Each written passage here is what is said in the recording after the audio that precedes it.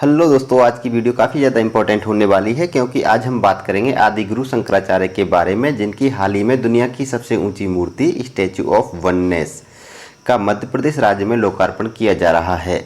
और इसी कारण यह टॉपिक काफ़ी इंपॉर्टेंट एवं सेलेक्टेड है। तो शुरू करते हैं अपने टॉपिक को। आज के इस टॉपिक में हम बात करेंगे आदि शंकराचार्य के जीवन से जुड़ी सभी महत्वपूर्ण पहलुओं पर, सभी महत्वपूर्ण घटनाओं पर एवं सभी महत्वपूर्ण फैक्ट्स एवं क्वेश्चन पर। तो शुरू करते हैं अपने टॉपिक को। सबसे पहले हम जानेंगे इनके जन्म के बारे में। तो याद रखना है, आदि शंकराचार्य यानी आचार्य शंकर का जो जन्म है 788 ईस्वी में केरल के कलाड़ी में हुआ था। इनकी मृत्यु 820 ईस्वी में उत्तराखंड के केदारनाथ में हुई थी और केदारनाथ में ही इनका समाधि स्थल है। इनके पिता का नाम शिवगुरु था तथा माता का नाम आर्यम्मा था। कई कई जगह आर्यम्मा, सुभद्रा और विशिष्टा भी इनकी माता का नाम मिलता है। इनके जो प्रथम गुरु थे, प्रथम गुरु का नाम था गोविंद योगी भगवत पाद। इनका प्रथम जो गुरु हैं, इनका नाम बहुत ही ज़्यादा इंपॉर्टेंट है एग्जाम्स के लिए। इस पर डबल स्टार लगा लीजिएगा, ये क्वेश्चन है, बहुत ज़्यादा इंपॉर्टेंट है।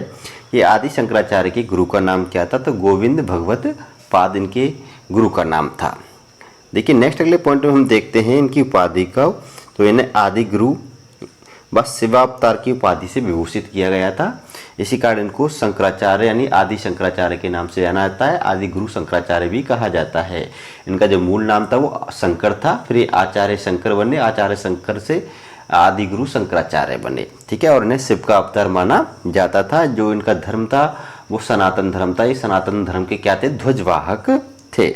इनके कई सारे उपनाम मिलते हैं। तो इन्हें भक्ति आंदोलन के आदि पुरुष के नाम से जाना जाता है। प्रच्छन्न बौद्ध भी कहा जाता है इन्हें। हिंदू धर्म का एक्यूनास भी कहा जाता है। सनातन धर्म के पुनरुद्धारक के नाम से इन्हें जाना जाता है। सांस्कृतिक एकता के देवदूत कहा जाता है और अद्वैत वेदांत दर्शन के प्रखर प्रवक्ता के नाम से भी इन्हें जाना जाता है। इतनी सारी इनकी क्या है? उपाधियां हैं। कई बार डायरेक्टली यहाँ से पूछ सकता है कि किसे प्रच्छन्न बौद्ध भी कहा जाता है? तो प्रच्छन्न बौद्ध कहा जाता है शंकराचार्य को। यानी किसे हिंदू धर्म का एक्विनास कहा जाता है? तो शंकराचार्य को कहा जाता है। तो इनसे संबंधित ये बातें सभी इंपॉर्टेंट हैं एग्जाम्स के लिए।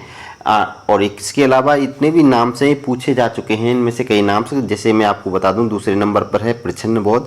ये कई बार एग्जाम से पूछा गया है। हिंदू धर्म का एक्विनास पूछा गया है। पहला पॉइंट है भक्ति आंदोलन के आदि पुरुष।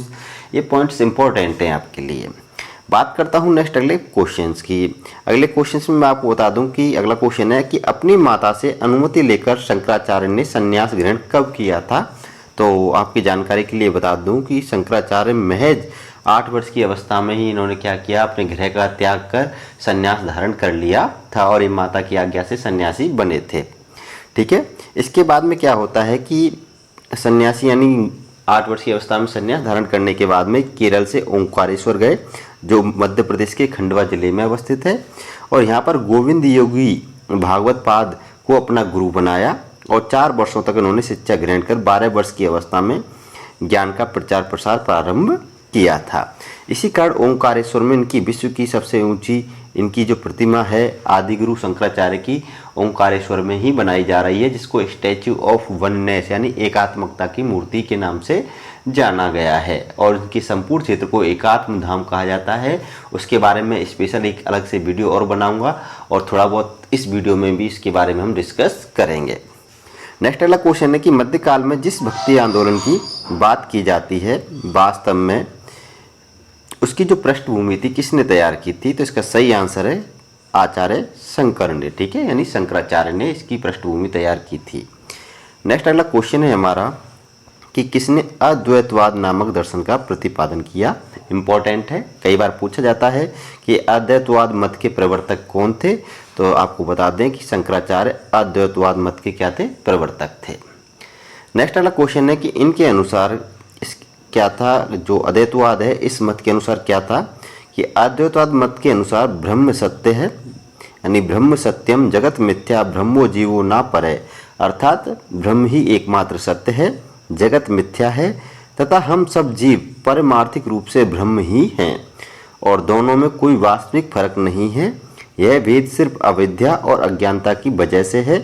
जिस दिन यह अज्ञानता दूर हो जाएगी हम भली भांति समझ पाएंगे कि मैं ही ब्रह्मा हूँ, यानी अहम ब्रह्मास्मि, अर्थात ब्रह्मा और आत्मा को एकाकार करना ही अद्वैतवाद का क्या है, दर्शन है, जो शंकराचार्य के अनुसार सिर्फ ज्ञान योग से ही संभव है। ये तो अद्वैतवाद के बारे में हमने यहाँ पे डिटेल से आपको समझा दिया है कि अद्वैतवाद क्या था और इसके प्रवर्तक कौन थे। तो आपको बता दें कि अद्वैतवाद मत के प्रवर्तक थे शंकराचार्य, और अद्वैतवाद मत का ये जो पूरा सारांश है, सार है। ठीक है, इसके बाद में बात करता हूँ नेक्स्ट अगले पॉइंट की। अगला पॉइंट ये कहता है कि किसने अपने दर्शन के प्रचार प्रसार हेतु भारत की चारों दिशाओं में 4 मठों की स्थापना की थी, जिनको भारत के 4 धाम भी कहा जाता है। तो ये 4 मठों की स्थापना करने वाले व्यक्ति थे आदिगुरु शंकराचार्य। इन्होंने भारत के चारों दिशाओं में 4 मठ स्थापित किए थे, जिनमें से पहला मठ है ज्योतिष पीठ, यानी जिसको हम ज्योतिष मठ भी कह सकते हैं। तो जो इनकी पहली पीठ है जिसको कहा जाता है ज्योतिष पीठ, जो भगवान विष्णु को समर्पित है, और ये उत्तराखंड के बद्रीनाथ में स्थित है, और ये उत्तर दिशा में है। ठीक है, इसके अलावा दूसरी पीठ है श्रृंगेरी पीठ, ये भगवान शिव को समर्पित है, जो कर्नाटक के मैसूर में स्थित है, और ये दक्षिण दिशा में अवस्थित है। तीसरी पीठ है गोवर्धन पीठ, जो बलराम और सुभद्रा के लिए समर्पित है, और ये उड़ीसा के जगन्नाथपुरी में स्थित है, और ये पूर्व दिशा में स्थित पीठ है। चौथी पीठ है हमारी शारदा पीठ, जो भगवान कृष्ण को समर्पित है, और ये गुजरात के द्वारका में अवस्थित है, जो पश्चिम दिशा में अवस्थित है। तो इस प्रकार हम कह सकते हैं कि 4 दिशाओं में 4 पीठ थी, ज्योतिष पीठ, श्रृंगेरी पीठ, गोवर्धन पीठ और शारदा पीठ।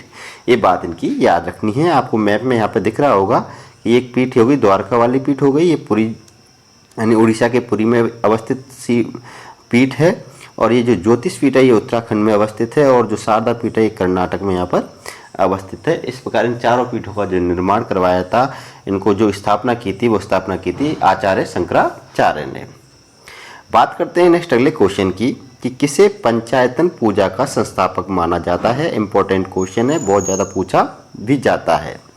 तो याद रखिएगा कि शंकराचार्य ने पंचायतन पूजा के क्या थे, संस्थापक थे, यानी पंचायतन पूजा को उन्होंने प्रारंभ किया था। इस पंचायतन पूजा में होता क्या था ये समझ लीजिए कि इसके अंतर्गत, पंचायतन पूजा के अंतर्गत विष्णु, शिव, गणेश, सूर्य और दुर्गा देवी में से किसी एक को प्रधान तथा शेष को अंगीभूत मानकर क्या की जाती है, उपासना की जाती है।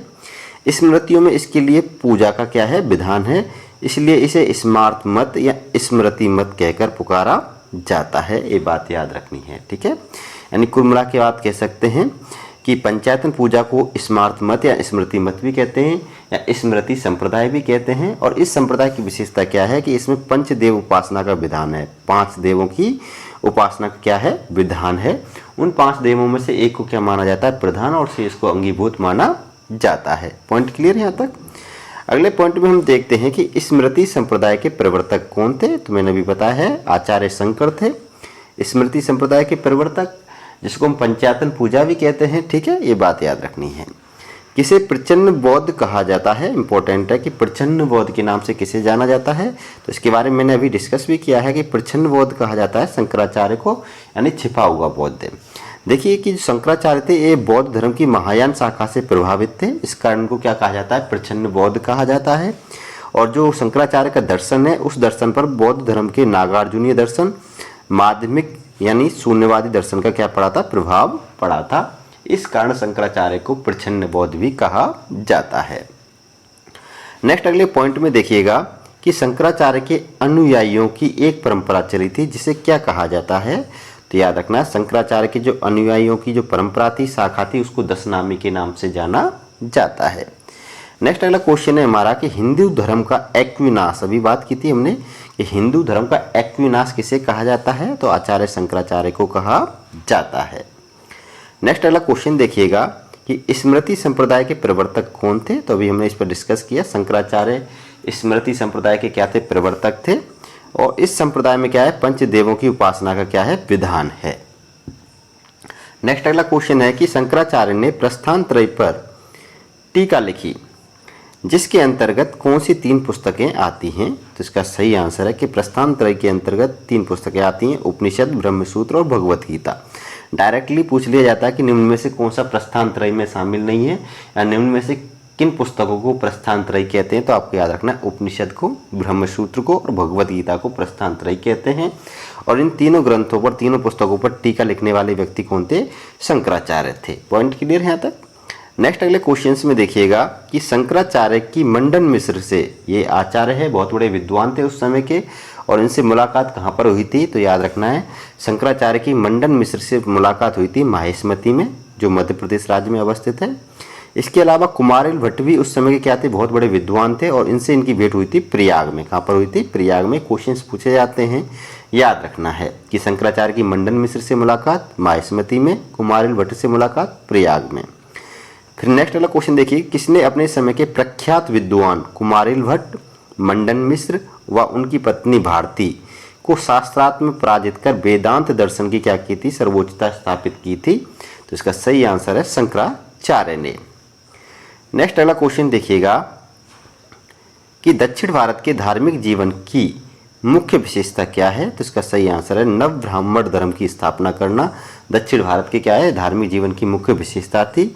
और ये नव ब्राह्मण धर्म की स्थापना का जो श्रेय है ये शंकराचार्य को दिया जाता है, इनके द्वारा नव ब्राह्मण धर्म की स्थापना की गई थी। नेक्स्ट अगला क्वेश्चन है हमारा कि केरल का कौन सा शासक शंकराचार्य के पास उनके दर्शन करने आया था, तो इसका सही आंसर है राजशेखर। केरल के एक ऐसे शासक थे जो शंकराचार्य के पास उनका दर्शन करने के लिए आए थे। ठीक है, इसके अलावा जो शंकराचार्य की जीवनी है वो जीवनी लिखी थी आनंदगिरी ने। किसने लिखी थी, आनंदगिरी ने लिखी थी, ये बात आपको याद। इनकी जो जीवनी है वो किसने लिखी थी, आनंदगिरी ने लिखी थी। मैं आपको बता दूं कि आनंदगिरी क्या है, शंकराचार्य गुरु के क्या हैं, जीवनीकार हैं, ये बात भी याद रखना है, आनंदगिरी। ठीक है, नेक्स्ट अगले पॉइंट में हम बात करते हैं स्टैचू ऑफ वननेस के बारे में, जिसको एकात्म धाम यानी एकात्मकता की मूर्ति कहते हैं। और ये स्टैचू ऑफ मूर्ति का निर्माण किया गया है खंडवा मध्य प्रदेश में ओंकारेश्वर नामक स्थान पर, याद रखना है। ये कहाँ पर अवस्थित है, ओंकारेश्वर स्थान पर है, जो मध्य प्रदेश के खंडवा जिले में अवस्थित है, नर्मदा नदी के किनारे अवस्थित है, ये बात भी याद रखना है। और ये जो मूर्ति है 108 फीट ऊंची है। कितनी, 108 फीट ऊंची मूर्ति है। तो याद रखना कि आदि शंकराचार्य मात्र 8 वर्ष की उम्र में अपने गुरु को खोजते हुए केरल से ओंकारेश्वर आए थे और यहाँ गुरु गोविंद भगवत पाद से दीक्षा ली थी। ये इनकी ज्ञान स्थली है ओंकारेश्वर शंकराचार्य की, और यहीं से उन्होंने फिर पूरे भारतवर्ष का भ्रमण कर सनातन धर्म की क्या थी, चेतना जगाई थी। इसलिए ओंकारेश्वर के मंदाता पर्वत पर यह 108 फीट ऊंची बहुधातु की प्रतिमा है, जिसमें आदि शंकराचार्य के बाल स्वरूप को दिखलाया गया है, और इसे स्टैचू ऑफ वननेस यानी एकात्मकता की मूर्ति कहा गया है। और यह दुनिया में शंकराचार्य की क्या है, सबसे ऊंची मूर्ति भी है। इसके बारे में डिटेल से नेक्स्ट अगली वीडियो में बताऊंगा कि इस मूर्ति को किस कंपनी ने बनाया, किस धातु से थी और कितना लागत आई, सारे पॉइंटों में हम डिस्कस करेंगे। और कौन से डिजाइनर थे, वास्तुकार कौन है, इनका चित्र किसने बनाया, सभी पॉइंटों पे मैं डिस्कस करूंगा नेक्स्ट अगली वीडियो में, जो स्पेशल होगी हमारी स्टैचू ऑफ वननेस यानी एकात्मकता की मूर्ति एकात्म धाम के नाम से। फिर मिलूंगा नेक्स्ट अगली वीडियो में, तब तक के लिए अलविदा। और वीडियो पसंद आई हो तो वीडियो को लाइक अवश्य करिएगा, शेयर अवश्य करिएगा अपने दोस्तों को, और हमारे चैनल पर नए हो तो चैनल को सब्सक्राइब भी कर लीजिएगा, क्योंकि ऐसे ही इम्पोर्टेंट एवं करंट टॉपिक मैं आपके लिए लाता रहता हूँ। फिर मिलूंगा नेक्स्ट अगली वीडियो में, तब तक के लिए अलविदा, बाय बाय।